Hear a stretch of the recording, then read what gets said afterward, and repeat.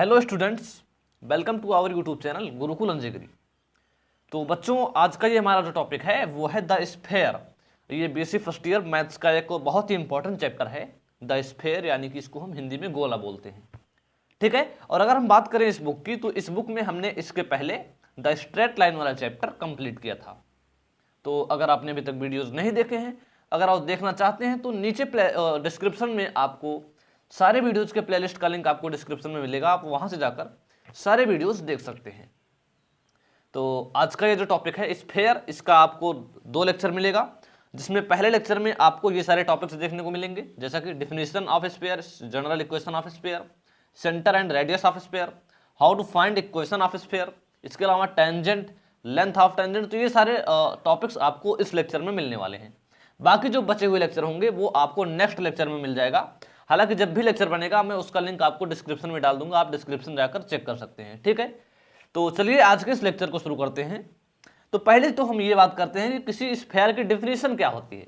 वैसे तो आप लोग स्फेयर जानते होंगे, स्फेयर क्या होता है। आपका ये जो बॉल होता है ये भी एक स्फेयर होता है, लोहे का भी एक बॉल होता है, वो भी आपका एक स्फेयर होता है। तो स्फेयर तो आप लोग समझ रहे होंगे, लेकिन इसकी डेफिनेशन क्या होती है आप ये समझ लीजिए। डेफिनेशन होती है the set of all points in space each of which is at constant distance or is greater than 0 from a fixed point is called a sphere. The set of all points मतलब कि बहुत सारे points का एक set, और वो भी किस में, स्पेस में, जिनकी किसी एक निश्चित बिंदु से कांस्टेंट डिस्टेंस होती है, वो स्फीयर कहलाता है। यहाँ पर अगर हम एक वर्ड चेंज कर दें, जैसे यहाँ पर स्पेस लिखा है, अगर इसी को हम प्लेन कर दें, the set of all points in plane, तो यही जो हमारा डेफिनेशन हो जाएगा, ये हो जाएगा सर्कल का डेफिनेशन। किसका? सर्कल का। जैसा कि आप ये पेज देख रहे हैं, ये तो एक प्लेन ही है। तो set of a plane, set of all points in a plane from a fixed point at constant distance, मतलब एक किसी फिक्स्ड पॉइंट से कांस्टेंट डिस्टेंस पे हो सारे पॉइंट्स, तो इसको हम सर्कल बोलते हैं। लेकिन अगर यही स्पेस में बात किया जाए 3D में, तो वो हमारा स्फेयर होता है।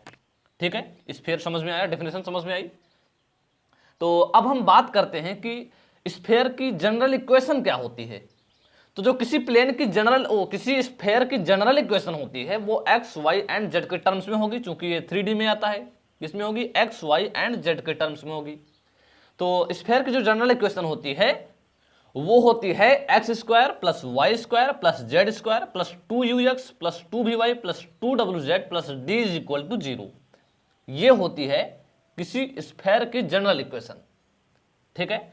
अब बात ये आती है कि अगर हमको किसी स्फेयर की जनरल इक्वेशन दी गई हो और फिर हम उससे उसका सेंटर कैसे निकालेंगे, उस स्फेयर का रेडियस कैसे निकालेंगे, तो उसके लिए भी सिंपल सा फार्मूला है। क्या करेंगे आप? इसी में से आप u, v एंड w की वैल्यू निकाल लेंगे। कैसे? -u -v -w, u v w की वैल्यू निकालेंगे और उसी के आगे आप माइनस का साइन लगा देंगे। वही हमारा क्या हो जाएगा? The centre of the sphere. ठीक है। सेंटर कैसे निकालेंगे? यहीं से आप u v w की वैल्यू निकालेंगे और इसी में पुट करेंगे, या फिर उसी के आगे माइनस लगा देंगे। तीनों पॉइंट्स जो होंगे वही क्या होंगे हमारे, क्या होंगे? Centre of sphere. इसके अलावा अगर बात करें रेडियस की, तो किसी स्फेयर की जो रेडियस होती है, अगर आपको जनरल इक्वेशन दी गई है, तो वहां से आप u v एंड w की वैल्यू निकालेंगे और d की वैल्यू निकालेंगे और फिर उसको इसी फार्मूले में रख देंगे। आपका क्या आ जाएगा? रेडियस ऑफ स्फीयर आ जाएगा। ठीक है। रेडियस ऑफ स्फीयर कैसे निकालेंगे और सेंटर कैसे निकालेंगे, ये तो आपको पता चल ही चुका है। अब हम बात करते हैं कि अगर हमको किसी स्फीयर के कुछ चीजें दी गई हो तो हम उसका इक्वेशन कैसे निकालेंगे। जैसे हम प्लेन वगैरह की या फिर स्ट्रेट लाइन वगैरह की इक्वेशन निकालते हैं, अगर हमको 2 पॉइंट्स दिए हो, स्लोप दिया हो, तो उसी तरीके से हम यहाँ पर स्फेयर के भी इक्वेशन अब निकालना सीखेंगे कई तरीके से। कि मान लो हमको रेडियस दिया हो, सेंटर दिया हो, तब कैसे निकालेंगे, कोई 2 पॉइंट्स दिए हो तब कैसे निकालेंगे, 4 पॉइंट्स दिए हो तब कैसे निकालेंगे। तो अब हम इसके बारे में चर्चा करने वाले हैं। तो इसमें जो हमारा पहला टॉपिक होगा वो ये होगा कि अगर हमको सेंटर दिया हो, मान लो सेंटर a, b, c दिया हो एंड रेडियस r दिया हो। ठीक है। किसी गोले का सेंटर क्या है? a, b, c है एंड रेडियस उसका क्या है? r है। तब हम उस स्फीयर की इक्वेशन कैसे निकालेंगे? तो सिंपल सा फार्मूला है x - a का whole square plus y - b का whole square plus z C का whole square is equal to R square. ये हो जाएगा आपका स्फीयर का इक्वेशन, ठीक है। और एक चीज और, अगर आपको इस फॉर्म में कहीं पर इक्वेशन दी गई है स्फीयर की, तो आप समझ लीजिए कि वहां पर ए बी एंड सी क्या है, सेंटर है, एंड आर क्या है, रेडियस है उस स्फीयर का, ठीक है। ये पहला चीज हुआ। दूसरा चीज क्या है कि अगर आपको किसी स्फीयर के डायामीटर के दोनों पॉइंट्स दिए हों, डायामीटर्स के दोनों पॉइंट का मतलब क्या हुआ, मान लो ये कोई स्फीयर है, ये हमारा डायामीटर है स्फीयर का, ठीक है, ये हमारा स्फीयर का डायामीटर है, और इसके अलावा आपको क्या दिया है, ये वाला पॉइंट दिया हो x1 y1 z1, और ये वाला पॉइंट दिया हो x2 y2 एंड z2, ठीक है। दो पॉइंट्स दिए गए हैं, डायामीटर के दोनों सिरे दिए हैं आपको किसी स्फीयर के। तो अब इस स्फीयर की आप इक्वेशन कैसे निकालोगे, तो उसका भी एक सिंपल सा फार्मूला है, वो है x माइनस x1 x minus x2 plus y माइनस y1 into y minus y2 plus z माइनस z1 into z minus z2। तो ये सिंपल सा फार्मूला है। अगर आप x1 y1 x1 y1 z1 x2 y2 z2 की वैल्यू पुट करके इसको सॉल्व करेंगे तो आपका आ जाएगा इक्वेशन उस स्फीयर का, ठीक है। तो दो चीजें हुई, पहला अगर आपको पॉइंट दिए हों, रेडियस दिया हो तब कैसे निकालेंगे, दूसरा अगर आपको डायामीटर के दोनों सिरे दिए हों तब आप कैसे निकालेंगे। अब तीसरी जो बात आती है वो ये है कि अगर आपको किसी स्फीयर के कोई 4 पॉइंट दिए हों, ठीक है, कोई 4 पॉइंट दिया हो और बोल रहा हो कि इस चारों पॉइंट से होकर जाने वाला स्फीयर कैसा होगा, इसका इक्वेशन क्या होगा। मान लेते हैं हमको कोई 4 पॉइंट दिए हैं, अब इन चारों पॉइंट से होकर जाने वाला स्फीयर, तो मतलब हमारा तो थोड़ा अच्छा नहीं बना है, जो स्फीयर होगा इन चारों पॉइंट से होकर जाने वाला उसकी इक्वेशन क्या होगी, तो आप उसको कैसे निकालेंगे। तो इसका प्रोसेस थोड़ा लॉन्ग है, तो थोड़ा ध्यान से समझते चलिएगा, ठीक है। तो मान लेते हैं हमको ये पॉइंट दिया है x1 y1 z1, ये दिया है x2 y2 z2, एंड ये दिया है x3 y3 एंड z3, और ये दिया है x4 y4 एंड z4। ये हमको 4 पॉइंट्स दिए गए हैं, ठीक है। अब आप लोग जानते होंगे कि किसी स्फीयर की जो जनरल इक्वेशन होती है वो कुछ इस प्रकार से होती है, ठीक है। अब हम करते क्या हैं कि चूंकि हमको 4 पॉइंट्स दिए गए हैं, तो हम बारी बारी से इन चारों पॉइंट्स को इस इक्वेशन में रखते जाएंगे और हम 4 नए इक्वेशन बनाएंगे। क्या करेंगे, चारों पॉइंट्स को इस इक्वेशन में रखते जाएंगे और 4 नए इक्वेशन बनाएंगे। एक बार इसको रखेंगे एक्स वाई जेड की जगह पर, ठीक है, एक बार इसको, एक बार इसको, एक बार इसको, तो 4 नए इक्वेशन बनेंगे। तो चलिए हम एक क्वेश्चन ले लेते हैं ताकि आपको बेहतरीन तरीके से समझ में आए। जैसे यहां पर आप देखिए हमने चारों पॉइंट्स को मान लिया है। क्या माना है कि हम मान लेते हैं कि जो पहला पॉइंट है वो है a, 0, दूसरा है 0, b, 0, तो ये है 0, 0, c, एंड ये है 0, 0, 0, मतलब ये ओरिजिन से होकर जा रहा है और ये 3 पॉइंट से होकर जा रहा है। तो पहले तो हम एक एक पॉइंट रखते जाएंगे और 4 इक्वेशन बनाएंगे। कैसे, देखिए हम इसमें x की जगह पर a रखेंगे, y और z की जगह पर 0 रखेंगे। तो देखिए यहाँ पर a स्क्वायर हो जाएगा, ये दोनों 0 होगा, प्लस 2au हो जाएगा, ये दोनों 0 होगा, plus d is equal to 0 हो जाएगा। ये बना हमारा पहला इक्वेशन। अब हम दूसरा पॉइंट रखेंगे 0, b, 0, तो कौन सा इक्वेशन बनेगा, देखिए ये बनेगा x z 0 हो जाएगा, y वाला b स्क्वायर हो जाएगा, प्लस 2b भी होगा, plus d is equal to 0 होगा। ये हमारा सेकंड इक्वेशन बना। अब ये वाला पॉइंट रखेंगे 0, 0, c, तो क्या आएगा c square plus 2cw plus d is equal to 0। 3 equation बने। अब हम लास्ट वाला पॉइंट रखेंगे तो केवल d इज इक्वल टू 0 बचेगा, ठीक है। तो देखिए 4 इक्वेशन बनाए और आपको वेरिएबल कितने पता है। वेरिएबल का मतलब u v w और d, 4 वेरिएबल हैं, 4 इक्वेशन हैं। तो 4 इक्वेशन से 4 वेरिएबल की वैल्यू आप निकाल सकते हैं आराम से। तो आप क्या करेंगे, इनको सॉल्व करके u की, v की, w की, जैसा कि d की वैल्यू तो आपको निकल ही आई है तुरंत ही, क्या, d इज इक्वल टू 0। तो आप इन सारी चीजों की वैल्यू निकालेंगे और फिर इसको जनरल इक्वेशन में आप पुट कर देंगे तो आपको स्फीयर की इक्वेशन आ जाएगी, ठीक है। अब करते हैं, चलिए सॉल्व कर देते हैं। फिर अब एक ही क्वेश्चन है तो सॉल्व कर ही देते हैं। तो देखिए फिर यहाँ पर d इज इक्वल टू 0 आया है, तो यानी सारे में d इज इक्वल टू 0 होगा।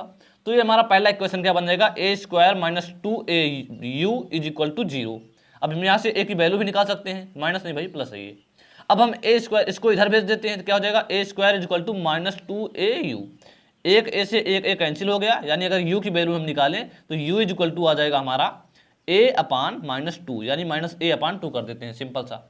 इसी तरीके से आगे करते हैं। आगे क्या करेंगे, अब हम इसमें करेंगे वही चीज़, चूंकि d इक्वल टू 0 है, तो ये हो जाएगा हमारा B square is equal to minus 2b भी, एक बी से एक बी कैंसिल हो जाएगा, भी इक्वल टू आ गया माइनस b/2। उसी तरीके से अगर हम w की वैल्यू निकालेंगे तो वो भी क्या आ जाएगा हमारा माइनस c/2 आ जाएगा, यानी minus a/2 minus b/2 minus c/2, ये हमारी वैल्यू आ गई। ठीक है, अब हम अगर इक्वेशन निकालना चाहें स्फेयर की तो हम निकाल सकते हैं, चूंकि हमको d इक्वल टू 0 पता है, चारों वैल्यू हमको पता चल चुकी हैं। तो चलिए हम जनरल इक्वेशन ऑफ स्फेयर में रख देते हैं इसको, plus Y square plus Z square plus 2ux, मतलब u की जगह पे माइनस a/2 रखेंगे, ये x हो जाएगा, प्लस 2vy, 2vy का मतलब क्या हुआ, 2v की जगह पे minus b/2 and y plus 2wz यानी 2 माइनस c/2z प्लस d की वैल्यू 0 है तो 0 ही रहेगा, प्लस 0 इज इक्वल टू 0। ठीक है, अब क्या करेंगे, X square plus Y square plus Z square, 2 से 2 कैंसिल, माइनस ax, 2 से 2 कैंसिल, माइनस by, 2 से 2 cancel, minus cz is equal to 0। ये आ गया हमारा स्फेयर का इक्वेशन, उन 4 पॉइंट से होकर जाने वाला इक्वेशन आ गया। ठीक है, समझ में आई बात? तो आई होप आपको ये तो समझ में आ गया होगा। तो यहां तक हमने क्या बताया आपको कि अगर आपको 3-4 मतलब आपको कोई भी कंडीशन दी गई हो और फिर उससे आपको स्फेयर की इक्वेशन पूछ रहा हो तो आप कैसे निकालेंगे। ठीक है, तो अब हम बात करते हैं कि टेंजेंट क्या होती है। तो अभी तक तो आप स्फेयर क्या, अभी तक तो आप सर्कल वगैरह में जो टेंजेंट होता था, किसी आर्क में किसी कर्व का जो टेंजेंट होता था वो तो आप जानते हैं। सेम उसी तरीके से किसी स्फेयर का जो टेंजेंट होता है वो भी एकदम उसी तरीके से होता है। जैसे हमारे सामने ये कोई स्फेयर है, इसको टच करती हुई जब कोई लाइन जाती है तो उसको हम इसका टेंजेंट बोल देते हैं। क्या बोलते हैं इसको हम? उसका टेंजेंट बोलते हैं। तो ये तो हुआ टेंजेंट। अब हम बात करें अगर इंटरसेप्ट लाइन की तो वो क्या होती है। देखिए कोई स्फेयर है, अब अगर कोई लाइन इसको कट करके जाती हो तो उसको हम इंटरसेप्ट लाइन बोलते हैं, उस स्फेयर का इंटरसेप्ट लाइन। ठीक है, इंटरसेप्ट लाइन बोलते हैं उस स्फेयर की। तो अगर हम यहाँ से 2-3 क्वेश्चन बनते हैं कि अगर आपको इस लाइन की इक्वेशन दी गई हो और इस स्फेयर की इक्वेशन दी गई हो, तो अगर आपसे पूछे कि इसकी लेंथ बताइए, इसकी लेंथ का मतलब क्या हुआ कि इस इंटरसेप्ट की लेंथ बनाइए जो कि स्फेयर के द्वारा बनाई गई हो, तो कैसे निकालेंगे। और दूसरी चीज क्या पूछता है कि अगर हमको ये स्फेयर का इक्वेशन दिया गया हो और इस टेंजेंट का इक्वेशन दिया गया हो और आपसे पूछे कि टेंजेंट के किसी point x1, y1 and z1 से इस पॉइंट की डिस्टेंस बताइए, तब कैसे निकालेंगे। तो ये 2 क्वेश्चन यहां पर बनते हैं। तो चलिए अब दोनों स्टेप बाय स्टेप हम समझते हैं कैसे क्या निकालते हैं। तो पहले तो हम इसको समझेंगे कि इंटरसेप्ट का हम लेंथ कैसे निकालते हैं। देखिए आपको इस लाइन की इक्वेशन मान लेते हैं क्या दी गई है, लाइन की इक्वेशन क्या दी गई है, x माइनस x1 upon l is equal to y माइनस y1 upon m is equal to z माइनस z1 upon n is equal to, ठीक है, ये आपको इक्वेशन दी गई है किसी लाइन की, इज इक्वल टू लैम्डा होता है, हालांकि छोड़िए उसको। तो ये हमको इस लाइन की इक्वेशन दी गई है। एंड स्फेयर की इक्वेशन क्या होती है, x square plus Y square plus Z square plus 2ux plus 2vy plus 2wz plus d is equal to 0। ये स्फेयर की इक्वेशन होती है और मान लेते हैं ये हमको इस लाइन की इक्वेशन दी गई है। तो हम इस स्फेयर की इक्वेशन से इसका सेंटर निकाल लेंगे। सिंपल सी बात, इस स्फेयर की मदद से, इक्वेशन की मदद से इसका सेंटर निकालेंगे एंड हम इसका रेडियस निकाल लेंगे। ये रेडियस हो गया, ये सेंटर हो गया, ये क्या हो गया, सेंटर एंड ये रेडियस हो गया। तो रेडियस निकाल लिए, सेंटर निकाल लिए। अब क्या करेंगे हम, इस सेंटर कोई पॉइंट होगा, इस पॉइंट से इस लाइन पर परपेंडिकुलर डिस्टेंस निकालेंगे, इस पॉइंट से इस लाइन पर परपेंडिकुलर डिस्टेंस निकाल लेंगे, आराम से निकाल लेंगे। ये पॉइंट पता है, ये लाइन का इक्वेशन पता है, तो परपेंडिकुलर डिस्टेंस का फार्मूला लगाकर हम उसको निकाल लेंगे। अब इसके बाद क्या करेंगे हम कि ये पता हो गया, ये पता हो गया। अब ये राइट एंगल ट्रायंगल बन रहा है, राइट एंगल ट्रायंगल, तो हम यहाँ से ये पता कर लेंगे। और जब ये पता कर लेंगे तो इसी का 2 गुना कर देंगे तो हमको पूरा पता चल जाएगा। तो हम कुछ ऐसे तरीके से निकालते हैं क्या, इसका हम इंटरसेप्ट का लेंथ निकालते हैं। ठीक है, यानी इसकी लेंथ क्या आ जाएगी, पहली बात तो इसकी लेंथ क्या आएगी, मान लेते हैं परपेंडिकुलर डिस्टेंस p है, तो ये क्या आ जाएगा हमारा, इंटरसेप्ट को हम मान लेते हैं i है, तो i इक्वल टू क्या आ जाएगा हमारा, r square minus P square. ठीक है, ये आ जाएगा। अब अगर हम 2i की बात करें तो 2i इक्वल टू क्या हो जाएगा हमारा, 2 under root r square minus P square. तो ये हमारा आ जाएगा फार्मूला इंटरसेप्ट के लेंथ का। ठीक है, बात समझ में आई। और अगर अब हम बात करें कि इसकी, कि अगर हमको मान लिया यहाँ पर कोई point x1, y1 and z1 दिया गया है और हम इसका डिस्टेंस निकालना है इस सेंटर से, तो हम कैसे निकालेंगे? देखिए जो सेंटर से रेडियस बनाता हुआ हम स्पर्श रेखा पर जो हम लाइन खींचते हैं वो स्पर्श रेखा एंड रेडियस वेक्टर से 90 डिग्री का एंगल बनाता है, ये आप लोग जानते हैं।